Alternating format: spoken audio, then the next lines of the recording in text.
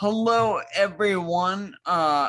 Welcome to another week of business analysis goodness for the Tampa IIBA chapter.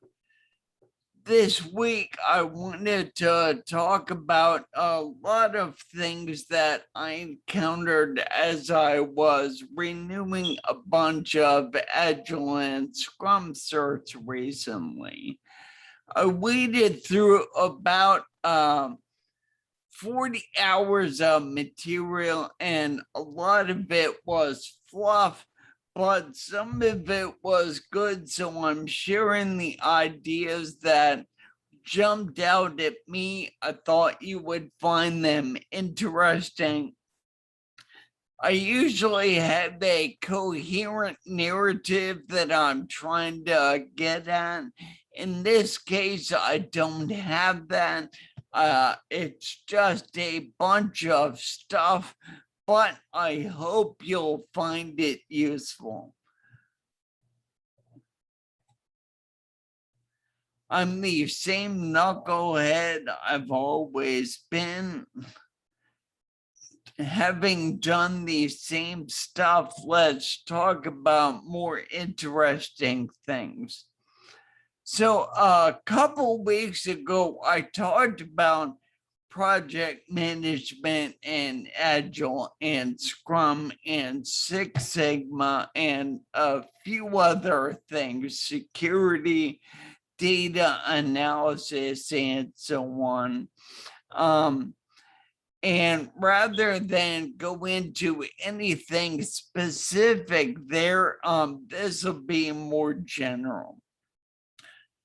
Six Sigma was the hot management fad a few years ago. It's fading because it's only one part of the puzzle. It's one tool. It's more appropriate to some situations than others. There's a decent overlap between business analysis and everything really in Six Sigma and Agile.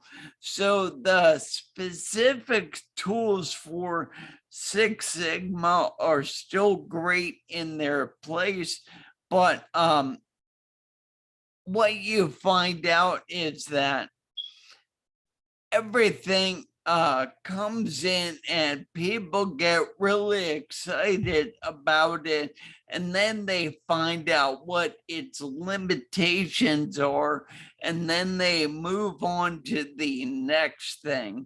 So I've talked about that a bunch of times. I think that's actually happening with Agile right now.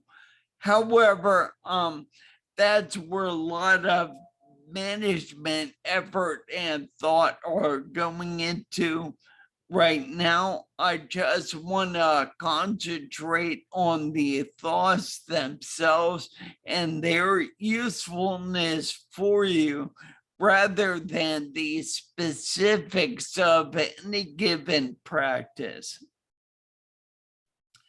So when I say Agile is dead, or when Dave Thomas, one of the authors of the Agile Manifesto, says it, that doesn't mean it's worthless.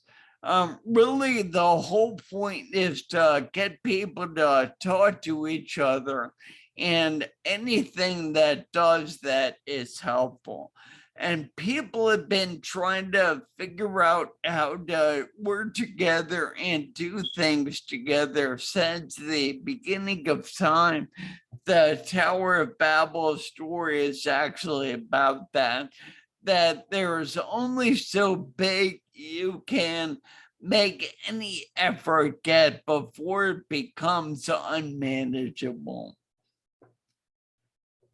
Somebody else said that Agile was humanity's way of learning to work together. And I submit, and I think I touched on this before, that it's really a continuation of things we've been trying to figure out. But now with the internet, with this particular practice, there's more people doing it, and we're aware that we're doing it collectively. All formal methodologies have criticisms, but that doesn't mean some of the points they're trying to get at are not worthwhile. By the way, all these slide decks are on my website. Let me know if you have trouble finding them. Any place you see an orange link on one of these pages, it's a link to some resource either somewhere on the net or on my site. So I've taught you over and over again about the way I think about doing business analysis work. It's a 6-cycle iterative process where you basically work together with a customer, internal or external, to solve a problem. There are many discussions of the details of this, so I won't go into that now. But the thing I wanted to stress in this case was it's not about just solving the problem. The iterations within each of those phases are not just about working with the customer to figure out what's going on and what you're gonna do about it. It's also internally with your team and back and forth between you and the customer to figure out how to do things better. So it's not just about the solution. If you remember, I say the solution is the change we make to a customer's operation that addresses their problem. The engagement is the process we go through to do that, and the system is whatever it is we built or modified. So in this case, what I'm trying to get at is that the engagement is as important as the solution. And this process isn't only about the solution, but also how we do things. It goes by a lot of names: after action, review, lessons learned, sprint retrospective, continuous improvement, response to feedback, and so on. So the people have always been aware that this is necessary and useful. One of the nice things about Scrum is it builds it in directly and specifically at regular intervals. It builds alignment between people and projects and so on, and it works no matter what size and scope of process you're working on.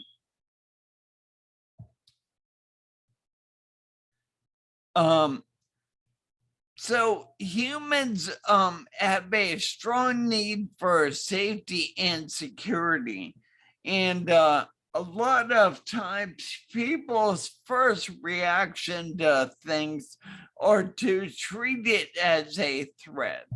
For example, the lower half of our visual system is programmed to look for things like snakes and react to it. That's built in through our evolution.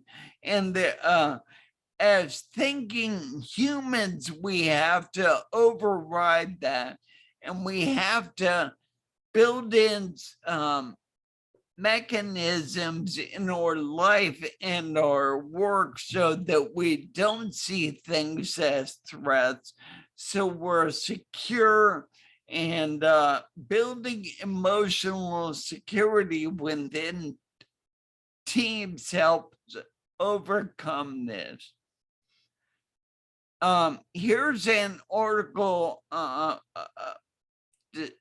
about some research done at Stanford, which talks about different kinds of organizational cultures.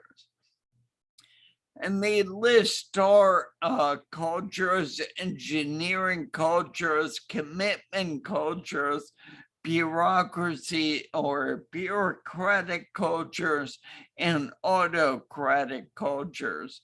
And most of those don't work all that well. What works the best is actually commitment cultures, where the team members are mutually supporting. They don't have to be the most talented. The star is actually the second most productive kind of culture. You can see the article for details, but really we've learned over a long period of time that it's better to be more mellow and get along with others than it is to be the best technically. There are tons of examples. Why do spectacular athletes end up going around from team to team, even if there's really good players? And that's because they don't mesh with the other players. And it's different in different sports, obviously, depending on whether it's more of a team sport or whether an individual makes a bigger difference. Famous swing band leaders touring in the 30s and 40s would often choose the musicians that would show up on time, not be overly strung out on drugs, and not be difficult over players who were better.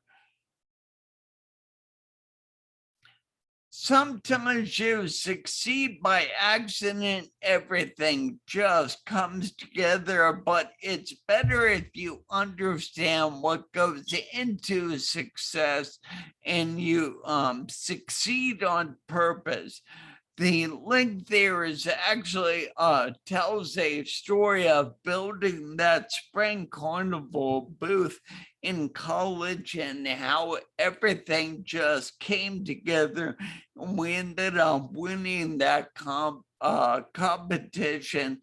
It's one of 3 big campus competitions, and it was kind of a big deal for our fraternity.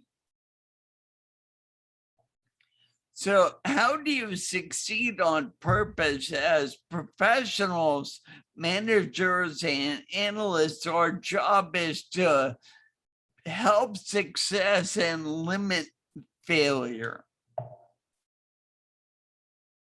This particular presenter, there's a presentation I linked to, describes how Agile adaptations done with the outside consultants only succeed about 15% of the time. And that means the payoff, the benefit, has to be 6 2/3 to 1 to break even, and that's across the whole practice. So a lot of organizations are actually losing money when they try to do this. So in order to make things work better, we just need to get people engaged one by one. The presenter talks about doing this voluntarily, and that every time you get somebody to come on board, that's one more supporter and one less resistor. Basically, his whole shtick is getting people to talk to each other and buy in and have input and be listened to. I talk about this over and over again, and in reality, that's really the key to everything. So how do you reach people? And you do it based on where they are and who they are and what they are. And there are a number of different models for doing that and ways of understanding people's personalities. The VORT learning model is based on different kinds of ways of people receiving information. Myers-Briggs has been done to death. You're probably all familiar with it. The big five is newer and sexier. I know Jordan Peterson's vlogging that one looks interesting. If you've ever heard of the book, The Five Love Languages, that's good. And some of these get at similar parts of how we're different and how we're the same. And some of them get at different ones. The Herman Brain Dominance Instrument, I met somebody who uses that to great effect, so that may be quite interesting.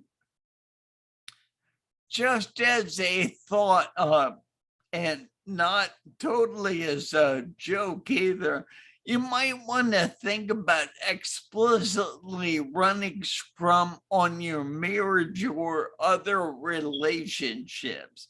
And all these canned practices are really about doing what you should do anyway. But if people knew how to do these things and they remembered to do them, then there wouldn't need to be all these practice bodies of knowledge. So these things exist for a reason. And communicate in any way that actually makes sense. Words, pictures, animations, discussions, video, whatever it takes to get the message across. So where people have come from and what they've done is that's what makes them different.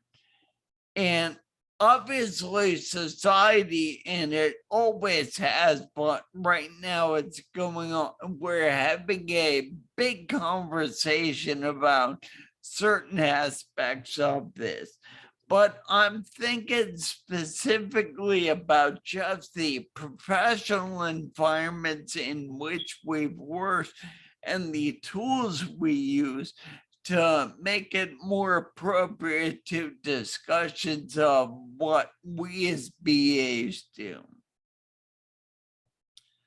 So I'm thinking about times when I've been interviewing or when I'm working with customers or whatever, and people have one expectation and they can't see how some other kind of solution will fit.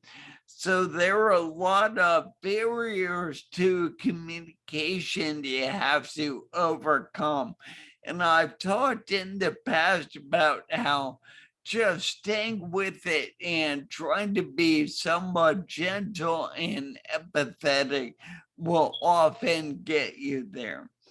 We as BAs are supposed to be learning and translating machines. One of the things we do is serve as the liaison and the translator between business people and users and technical analysts and implementers who often don't speak the same language. Another thing is, we as BAs also learn stuff, and I have a pithy quote: you don't know what you don't know till you know what you don't know. So the point is to do whatever it takes and stay with it and remain engaged until you make that breakthrough. One pithy acronym I came across is HIPPO, which means the highest paid person's opinion. And sometimes it's the manager who breaks the ties with the customers or the team lead, and that, that has to happen.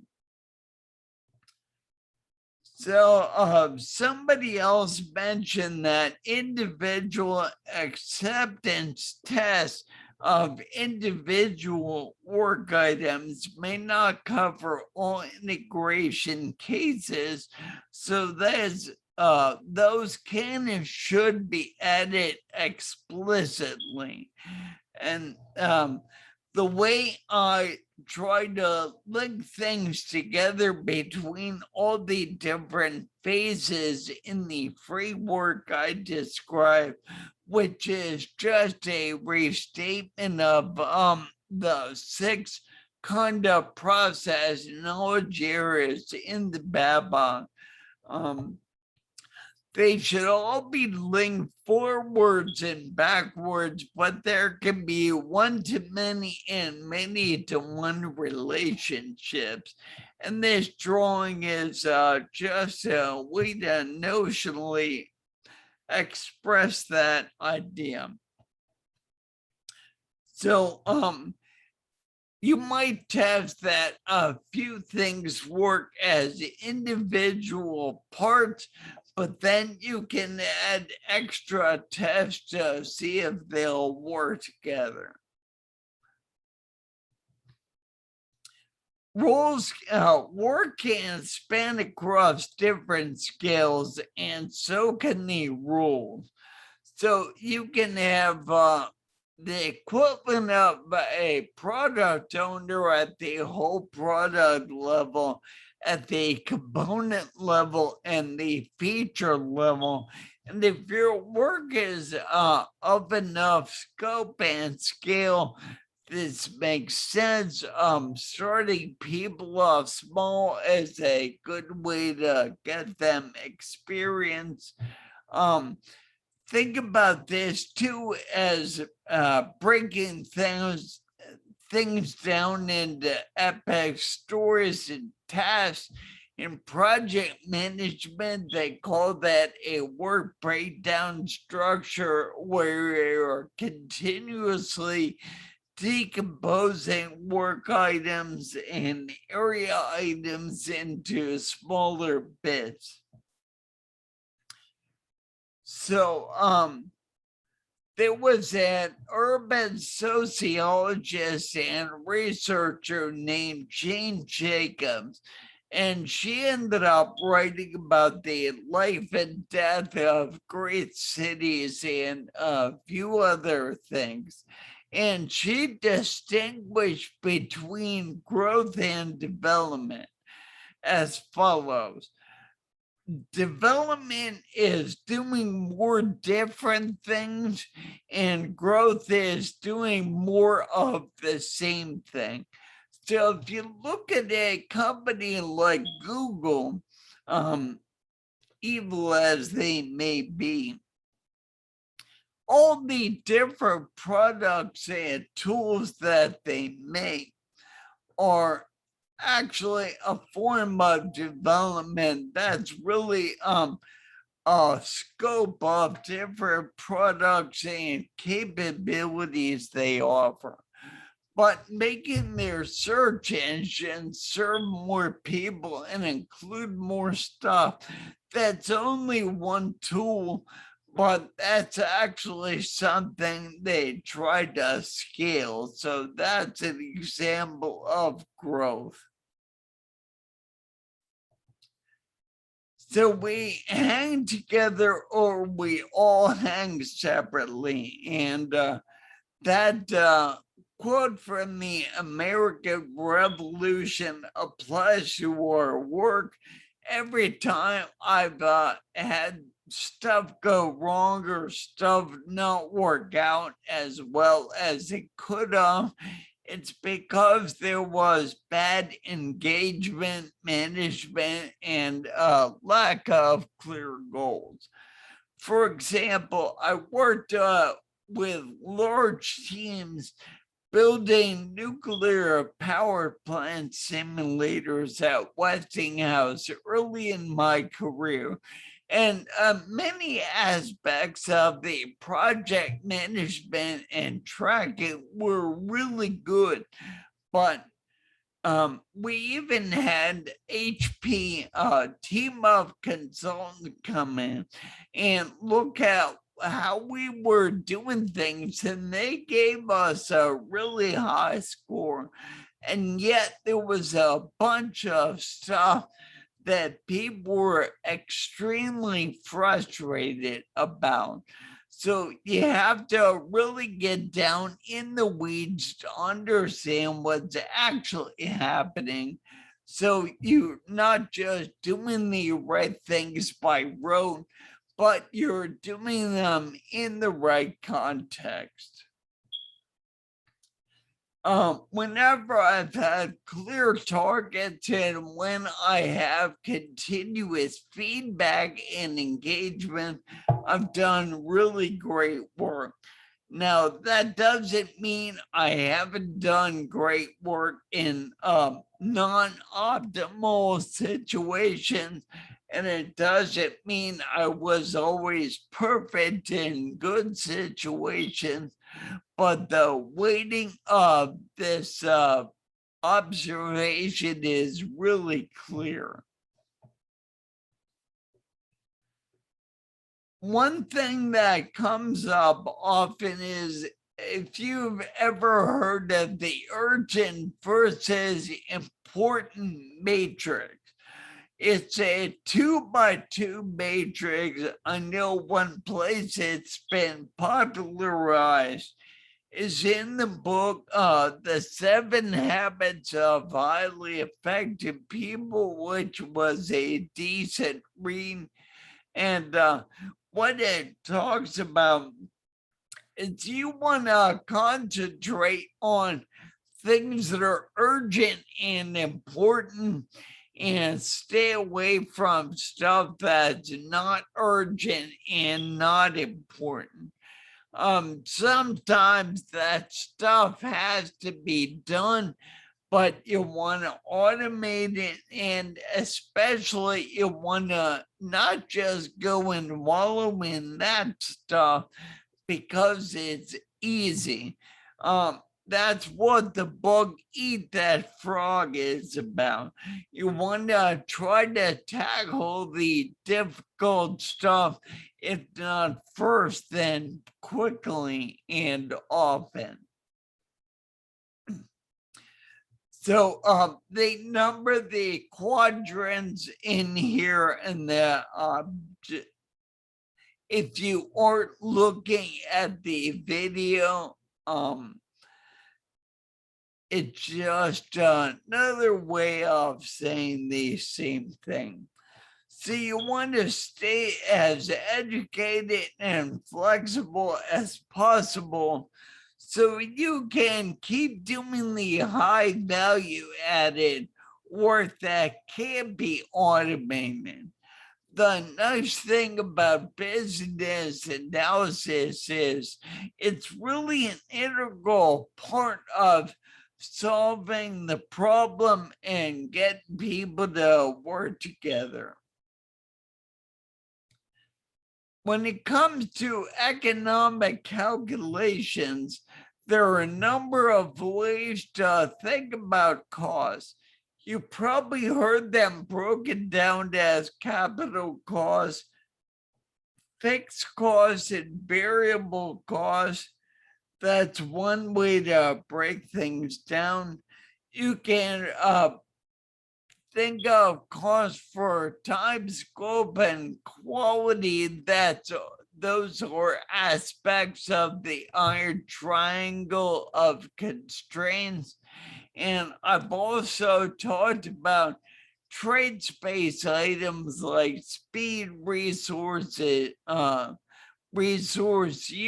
maintainability, modularity, flexibility, ease of development, number of staff, and so on. There are a lot of ways to do that, but ultimately organizations are trying to figure out how to do things at the lowest cost, or at least the lowest cost relative to the revenues they're hoping to bring in. Over my career, I've calculated costs in many different ways. You can do it based on bills of material, based on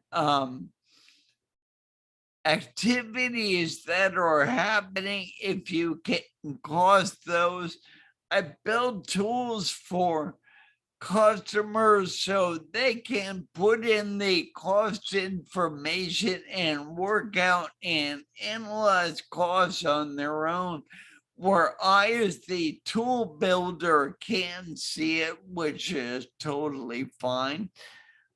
Because people sometimes want to protect that information, but costs and revenues are different, but costs can usually be calculated fairly accurately.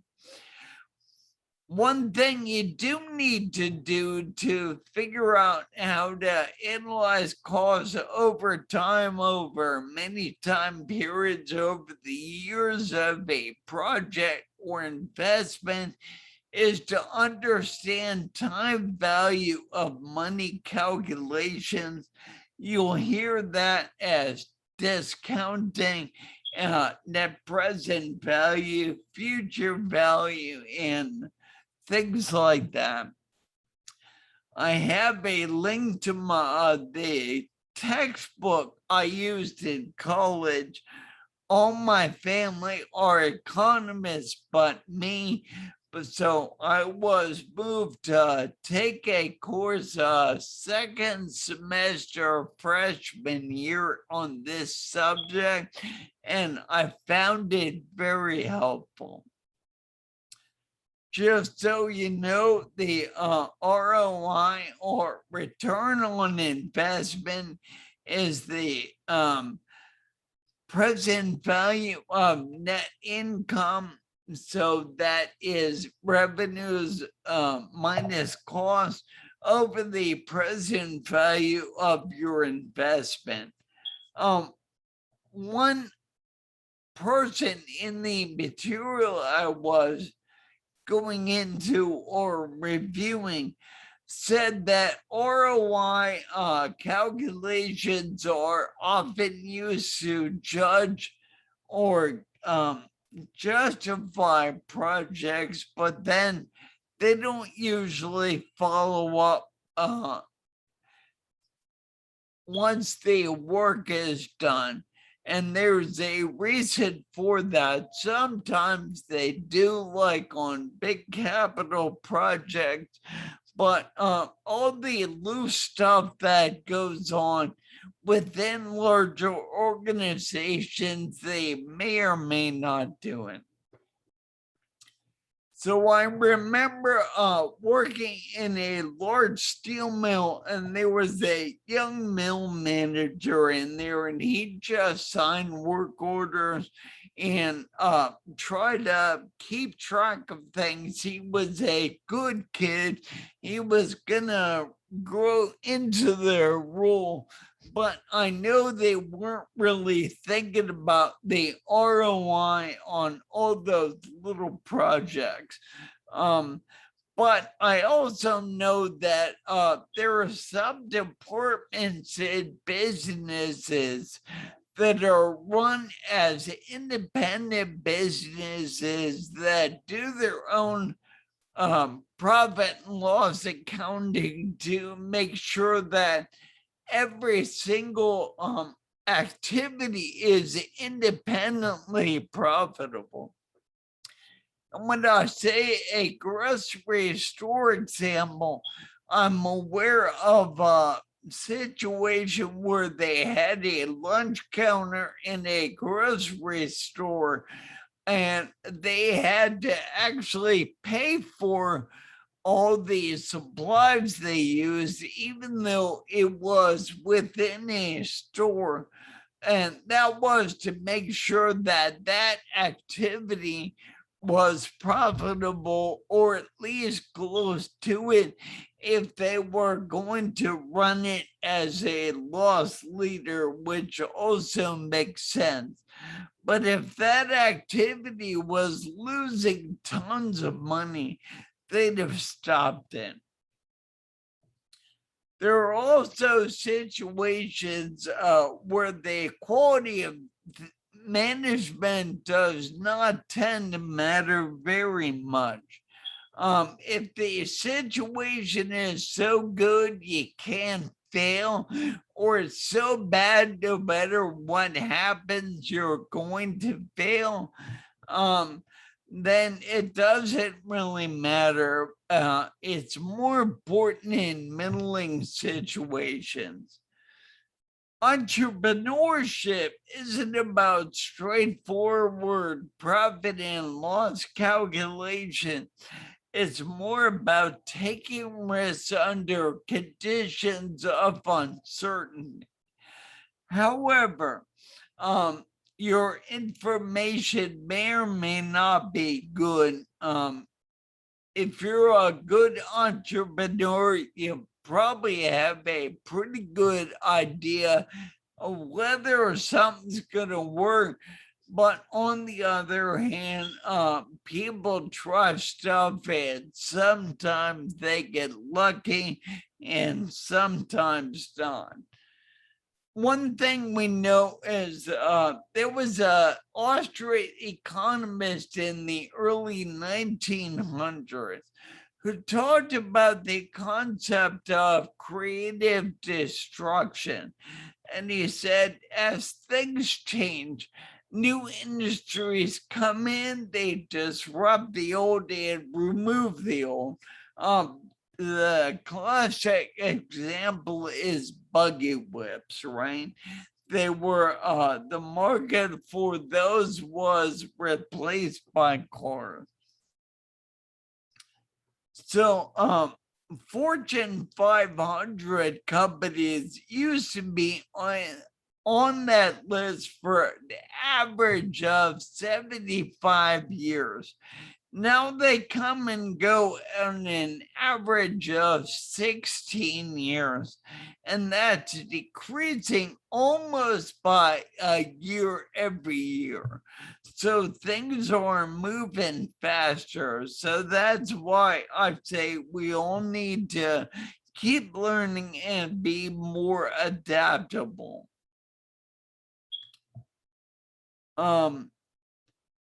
So how do you do that? You want to stay engaged with your material so you can get into a flow. And often that means really that last little increment of work is when you get the most benefit. If you're familiar with weightlifting, if you do 10 reps and you're not tired yet and you put the weight down, you maybe done yourself a disservice. The point is to work until you're tired, or at least keep going until you really get in the flow and start making a lot of things happen. This used to happen in these 90-minute dance classes we used to take. And I always felt like once we got warmed up, we got more done in that last half hour than the whole hour to start with. As an analyst, I call this wallowing in the material. If you're engaged all the time and you're really heads down and hip deep in stuff, you really become sensitive to what's going on. So again, the more engaged you are, the more effective you're going to be, and the more sensitive you're going to be to opportunities, your customers' needs, what's going on technically, and so on. I once wrote a 50,000 line system by myself because I was totally in the flow. And I got that way because, as I talked about before that we started the formal talk here, I was working like a madman for weeks on it, and I couldn't go home. So until I was finished, so it was either work or stay there. But man, was I in the flow. So let's talk about experts or people that are in the flow quite a lot. They're people who know enough about what's going on to be worried. So that means if you know where the bodies are buried, you know what can go wrong, you know what the tolerances are, and that's what you're sensitive to. But hopefully your customers are a little bit less expert and they see things from the outside as bulletproof, and they just weren't. So it's your job to sort of take on that burden. An expert is also something who can look at the same thing for the 10,000th time and notice a change that maybe nobody else would look. If they only looked 100 times, they wouldn't see what you see, that small difference that can be decisive because they're not in the flow. So if you're an in the flow expert and you're creative and you make lots of associations, you'll generate a lot of insights and ahas. And that's your goal, to be a great business analyst, a great partner, a great teammate, and what have you. And that's all I have for, hang on. How do you keep people engaged? Talk to them, invite them, listen to them, share information with them. One of the best ways this ever happened is I had a director at my first engineering company, and he'd circulate this about once a week. Really thick folder of articles and clippings and papers and so on about what was happening in the industry, and a lot of technical tradecraft information. There's so much empirical stuff you have to know to be a process engineer in the pulp and paper industry, and the only way to do it is to be engaged in the material all the time. And as a young engineer, those bundles were critical for me. I learned a ton. So in your situation, you want to use internal sharing tools to socialize that information. You can fund magazine and website subscriptions for your employees. You can pay little bonuses for write-ups on internal websites or exploration. You can a lot of companies actually budget for training for every employee to take relevant classes. I highly encourage you to take advantage of those. You're right now engaged in an external community of practice. Hopefully you can also build one inside your organizations, and that's very helpful to help people and yourselves become flexible, adaptable, creative experts. And now I'm done. Any questions?